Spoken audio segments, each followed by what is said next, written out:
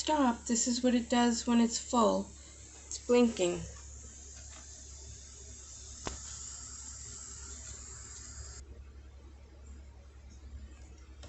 Gotta empty it. Comes right out.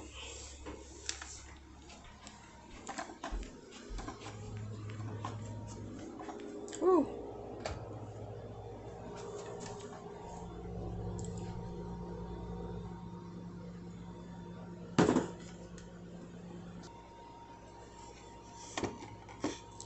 This is how you empty it. Pull the plug up. Just empty it.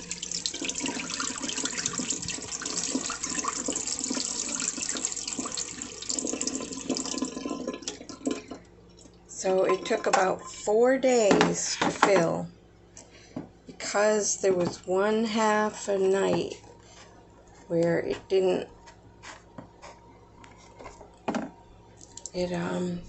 it was shut off, so it wasn't working for half a night. So that's all you do.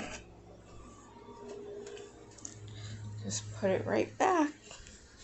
It's been rainy here a lot, so and you just slide it right back in.